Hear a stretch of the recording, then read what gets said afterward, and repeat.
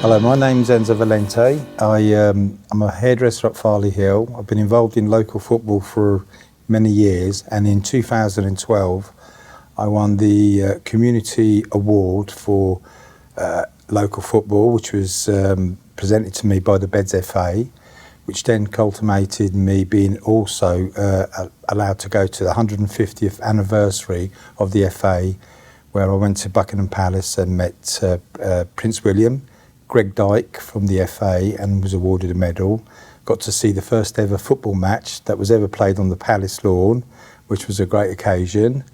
And basically I've been involved in local football now for about 35 years. Still hairdressing up Farley Hill, do that as well. And also got involved in running a local football where we had young children from the estate. Obviously the estate has changed a lot dramatically, and I wanted to have all the local kids getting to know each other, because we have all different groups now, ethnic groups, and I was always worried that maybe later on, where they don't interact and don't get involved, I felt maybe through football we could meet a lot of the local kids, and as it was, it did. It was quite successful for about 7 years, which then ended up with me starting a team up Farley Hill called Farley Boys Incorporated, which are shortened to FBI, which a lot of people don't also realise also stands for Full-Blooded Italian, which was a little thing I got in there before the lads got to know about it. And we've been quite a successful team in the Luton District League.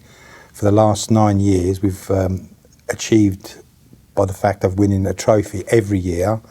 And this year we're going for what could be the quadruple. We've already won one trophy in the semi-final of one cup, quarter-final of 2 other cups, and we're also fighting for the title, the Premier title. One season we had a great season when we done the treble. The nomination was actually by one of my own players, which I didn't realise he had done, by a young lad by the name of Steve Davey. He put it forward when he knew that McDonald's were doing community awards for people involved in local football, and I didn't know nothing about it until I got a phone call from the FA being told that I'd been put forward. And I won the local award, and then I won the district award, and which then meant I went to the national awards at Wembley. I think that was probably in 2013, the year after, and I was one of the finalists. It was won by a chap from Essex. To be honest, I can't remember his name, but yeah, and that's where I got to meet. Got to meet some good players like Pat Jennings, one of my heroes, Martin Keown.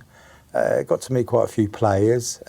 Also, then was also one of my prizes was to go to the Charity Shield, which was held at Aston Villa's ground, because that was the year of the Olympics, so it couldn't be held at Wembley.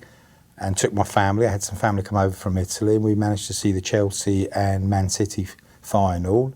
And that's where I met Jeff first, and got onto the pitch as well, and had a picture taken with him. Another great footballing hero. Not necessarily my hero, because I'm an Italian supporter, which I told him, and that's why we had a good laugh about that actually. And then, as I say, the year after, I got invited to Buckingham Palace, which I'd never thought I'd go there, and going through the gates, which is a fantastic experience.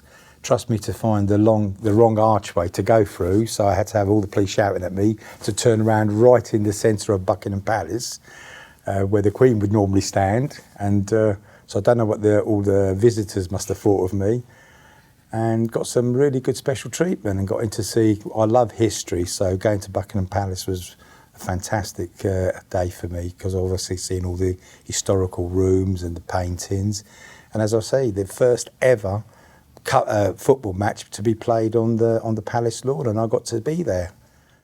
Yeah, I got to meet Prince William, and obviously come across as a really nice chap. Greg Dyke, had a good long conversation with him about grassroots football.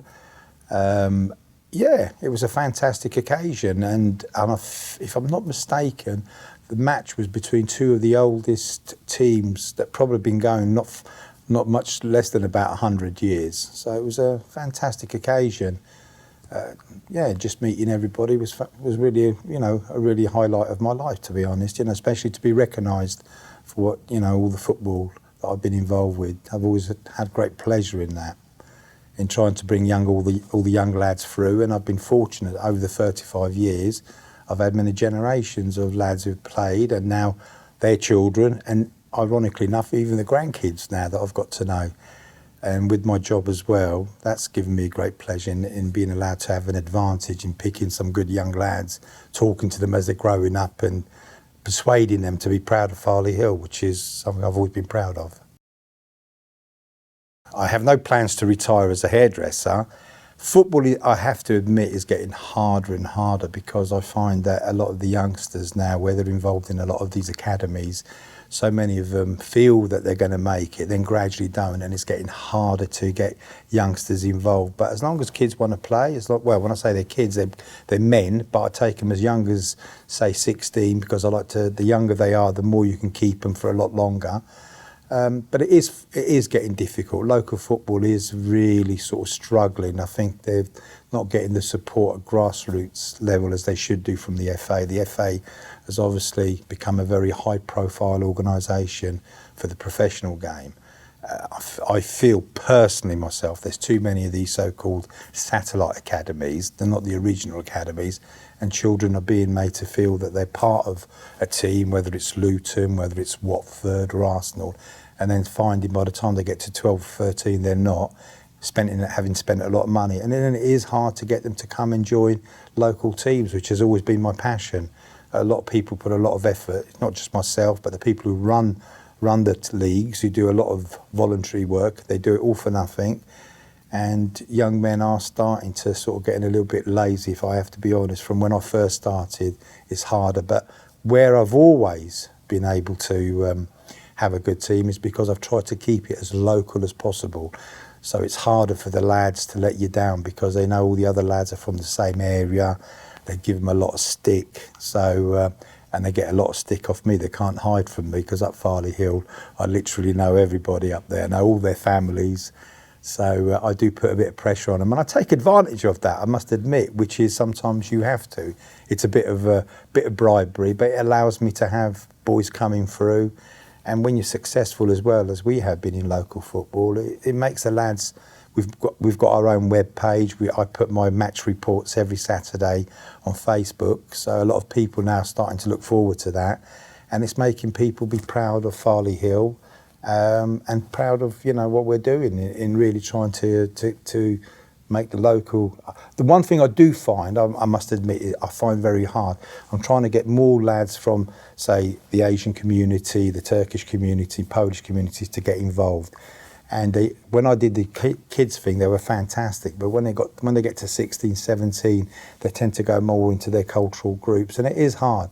But I have got a couple, and I've also been lucky that I seem to get a lot of people from students from the university who, when they come to Luton, have heard of.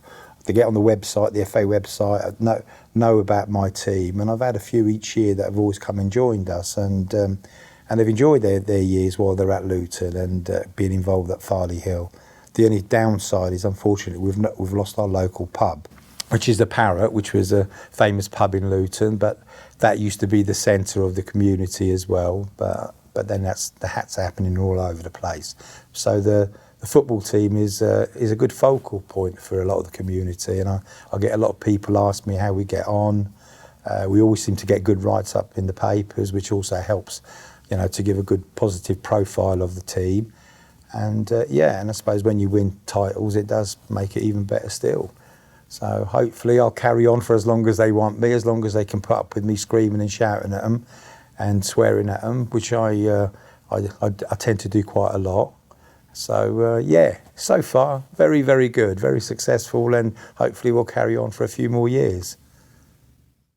Right, well, this season, as we know, we've been quite successful, even though we've had a lot of hardships with players letting us down. But this year, hopefully, we're going to do the treble at least, like we did 4 years ago. It'd be lovely to emulate it. So pull your socks up, literally, and don't let me down, or your estate. Thank you.